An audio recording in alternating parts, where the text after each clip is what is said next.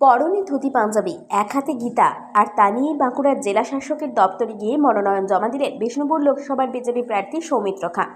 তার আগে তিনি সস্ত্রীক বাঁকুড়ার প্রসিদ্ধ এক্তেশ্বর মন্দিরেই পুজো দেন। ষষ্ঠ দফায় আগামী 25শে মে বাঁকুড়ার বিষ্ণুপুর আসনে ভোট গ্রহণ। নির্বাচন কমিশনের গবেষণা মতো আজ থেকে শুরু হলো ষষ্ঠ দফার নির্বাচনের মনোনয়ন পর্ব। আর প্রথম দিনই বাঁকুড়ার জেলা শাসকের দপ্তরে গিয়ে মনোনয়ন জমা দেন বিষ্ণুপুর লোকসভা কেন্দ্রের বিজেপি প্রার্থী সৌমিত্র খাঁ।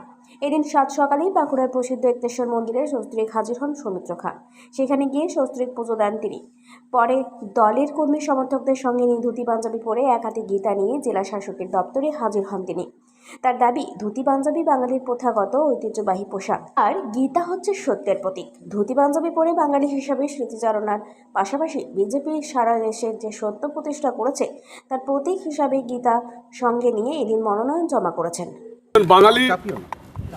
বাঙালিয়ানা যে আমাদের ধুতি, যে আমাদের প্রধান পরিচ্ছদ ছিল, প্রধান যে পোশাক ছিল, সেটা পরে এসে নিজের স্মৃতিচারণ করছি।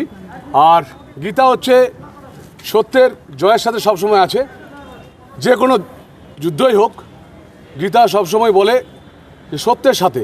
তাই আমাদের ভারতীয় জনতা পার্টি সত্যের সাথে ভারতবর্ষের কাজ করে চলেছেন। আমাদের দেশের প্রধানমন্ত্রী সত্যের সাথে কাজ করে চলেছেন।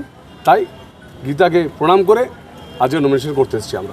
বাঁকুড়া থেকে মোহাম্মদ শাহজাহানের রিপোর্ট, 99 নিউজ বাংলা।